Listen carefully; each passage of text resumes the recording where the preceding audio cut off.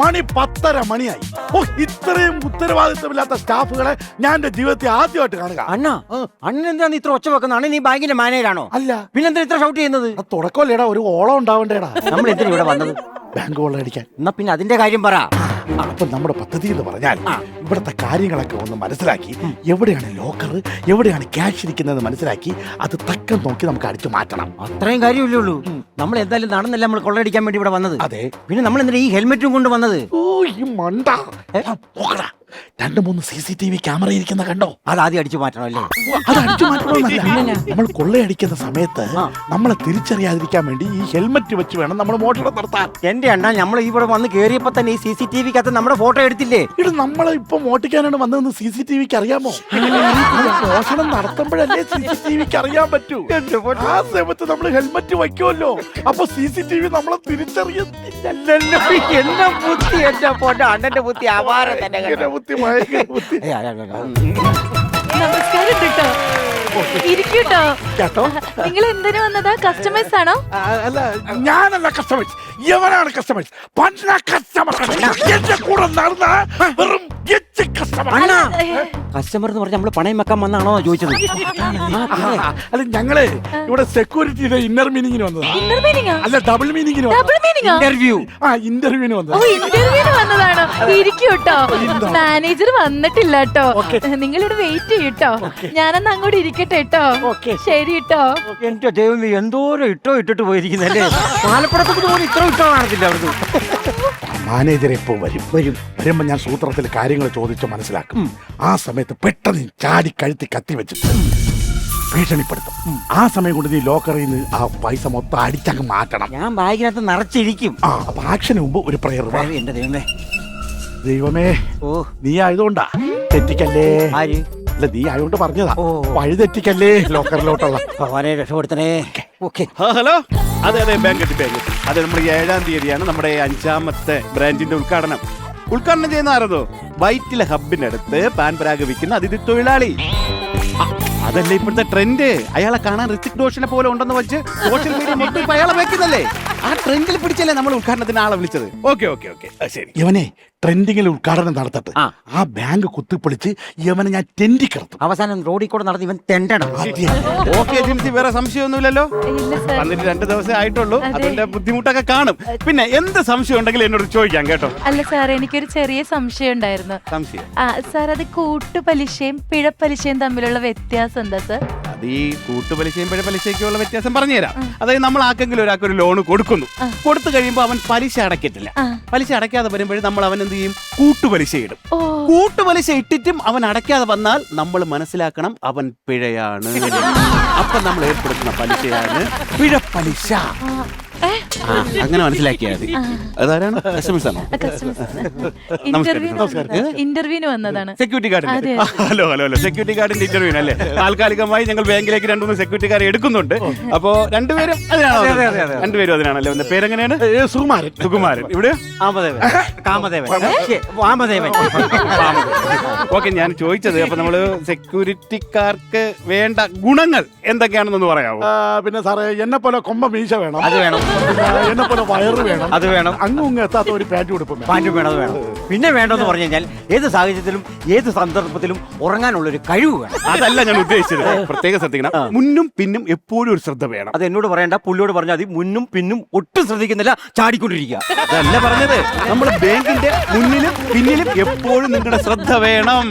അത് ഞാൻ ഏറ്റു. ATM-ന്റെ ഫ്രണ്ടിൽ ഞാൻ കാണും. അതെ, ഒരാള് ബാങ്കിലും ഒരാൾ ATM-ലായിരിക്കും. നിങ്ങൾക്ക് ജോലി കിട്ടുന്നെങ്കിൽ ഞങ്ങൾ നിയമിക്കുന്നത്. ATM-ന്റെ കാര്യം പറഞ്ഞപ്പോ ഒരു സംശയം ഉണ്ടായിരുന്നു. നമ്മളിപ്പോ നമ്മുടെ ഇവിടെ വരുന്ന കസ്റ്റമേഴ്സിന് ബാങ്കിലും ബാലൻസ് ഇല്ലെങ്കിലേ നമ്മൾ അവരുടെ പൈസ പിടിക്കും. പിന്നെ അവരുടെ അക്കൗണ്ടിലേക്ക് എന്തെങ്കിലും പൈസ വന്നാൽ അപ്പൊ നമ്മൾ പൈസ പിടിക്കും. അപ്പൊ നമ്മൾ ഈ ATM-ൽ പോയിട്ട് ATM-ൽ പൈസ ഇല്ലെങ്കിലേ നമ്മൾ അവർക്ക് അങ്ങോട്ട് പൈസ കൊടുക്കോ?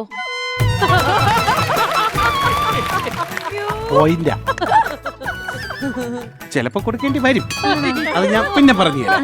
അപ്പോ ഒരു കാര്യം ചെയ്യും, ആ 2 ഫോമിന് തരൂ. ഈ 2 ഫോമും നിങ്ങളൊന്ന് എഴുതി ഒപ്പിട്ട് ഫോം ഫില്ല് ചെയ്ത് തരണം. അപ്പൊ ഞാൻ ചെന്നിട്ട് ലോക്കറിൽ നിന്ന് ഇന്ന് ഞങ്ങളുടെ ആവശ്യത്തിന് വേണ്ട ഒരു 20 ലക്ഷം രൂപയോളം വരെ നമ്മുടെ ബാങ്കിന് ഒരു ദിവസത്തെ ആവശ്യം, അത് എടുത്തിട്ട് വരാം. എത്ര? 20 ലക്ഷം. ഞാൻ സെക്യൂരിറ്റി ആയിട്ട് വരണോ? അത് ആദ്യം ഒപ്പിടും, എന്നിട്ട് ജോലി കിട്ടട്ടെ, എന്നിട്ട് നീ സെക്യൂരിറ്റി ആയിട്ട് വന്നാൽ മതി. അവിടെ പെരുന്ന് പൂരിപ്പിക്കൂ. എന്നപ്പോ നമുക്ക് ലോക്കറിലോട്ട് പോയാലോ? അല്ല സാറേ, എനിക്ക് ഒരു സംശയം കൂടിയുണ്ട്. നമ്മൾ ഈ ലോക്കറിന്റെ പാസ്വേഡ് മറന്നു എന്ത് ചെയ്യും? അതിനകത്ത് നിന്നെ ഇട്ട് ഞാൻ പൂട്ടും. 20 ലക്ഷം രൂപ. 20 ലക്ഷം ഇവൻ തിരിച്ചു വരും. സൂത്രത്തിൽ എന്തെങ്കിലുമൊക്കെ കാര്യങ്ങൾ പറഞ്ഞുകൊണ്ട് നിൽക്കുമ്പോൾ ഞാൻ കത്തെടുത്ത് കഴുത്തി വെക്കും. ആ സമയം കൊണ്ട് നീ 20 ലക്ഷം ബാഗിലാക്കിക്കോണം. എത്ര? 20 ലക്ഷം. എന്റെ പൊന്നാശാനെ, കഴിഞ്ഞ ദിവസം ഞാൻ പെയിന്റിങ്ങിന് പണിക്ക് പോയപ്പോ എനിക്ക് 750 രൂപ ശമ്പളം കിട്ടിയതാ. ആ 750 രൂപ എണ്ണി തിട്ടപ്പെടുത്താൻ വേണ്ടി 3 ദിവസം എടുത്തു. ഞാൻ എങ്ങനെ ഈ 70 ലക്ഷം രൂപയൊക്കെ എണ്ണുന്നത്? 20 രൂപയ്ക്കുള്ള വീട്ടിലെ ഊണ് അന്വേഷിച്ച് നടക്കുന്നവനൊക്കെ ആണല്ലോ ഞാൻ കൊള്ളയടിക്കാൻ വേണ്ടി കൊണ്ടുവന്നത്. ആ പൈസ എടുക്കണ്ടേ? എടുക്കണം, നീ പൂരിപ്പിക്കും. അത് പൂരിപ്പിച്ചോളാം, അത് കുഴപ്പമൊന്നുമില്ല.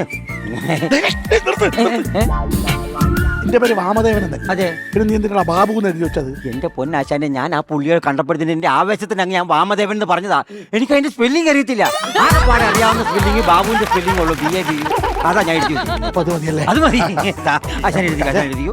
എടാ, അഥവാ നമുക്കിനി ജോലി കിട്ടിയ എന്ത് ചെയ്യൂടാ?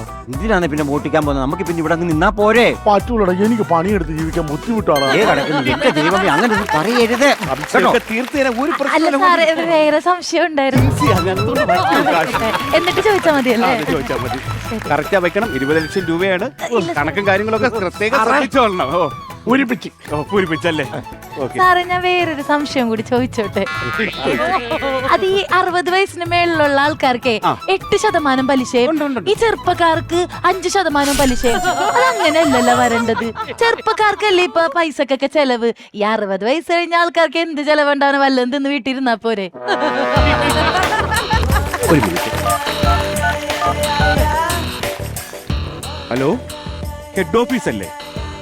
ഇത് വെഞ്ഞാറമൂട് ബ്രാഞ്ചിൽ നിന്നാണേ. അവിടെ ഒരു വിജയചന്ദ്രൻ നായരുണ്ട്. അയാളെ പോസ്റ്റ് എന്താണെന്ന് പറയൂ. മാനേജറോ? Okay, thank you sir. അല്ല സാറേ, സാറല്ലേ വിജയേന്ദ്രൻ നായർ? അതെ. അല്ല, പിന്നെ എന്തിനാ ഹെഡ് ഓഫീസിൽ വിളിച്ചു ചോദിച്ചത്? ഈ കൊച്ചിന്റെ സംശയം കേട്ടിപ്പോ എനിക്ക് എന്നെ തന്നെ സംശയമായിരിക്കും.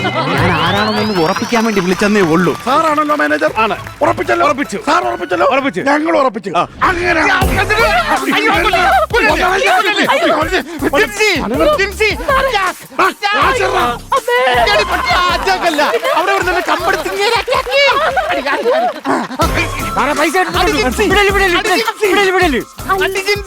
അല്ല സാർ, എനിക്കൊരു സംശയം. അവന്റെ തലയിലാണോ നടുവിലാണോ കാലിലാണോ അടിക്കേണ്ടത്? എവന്റെ തലമണ്ണ് നോക്കി അയ്യോ സാറേ, എനിക്ക് ഇതൊന്നും മനസ്സിലാവണില്ല. അവന്റെ തലയിൽ അടിക്കാൻ.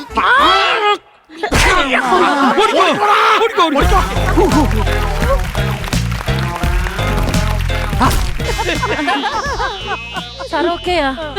സാറേ ഓക്കെയാ? 20 ലക്ഷം കൊണ്ടുപോയി. എന്റെ ബാങ്കിന്റെ 20 ലക്ഷം കൊണ്ട് എന്റെ ജോലി പോകും ജിൻസി. അല്ല സാറേ, സാറിന്റെ ജോലി പോകുമ്പോ എന്റെ ജോലി പോവല്ലോ. സാറേ, ഞാൻ ഒരു സംശയം ചോദിച്ചോട്ടെ? ഇന്റെ തീർന്നില്ലേ? അല്ല, സാറിന്റെ തലക്കാണാ നടുവിനാണ് അടി കൊണ്ടത്?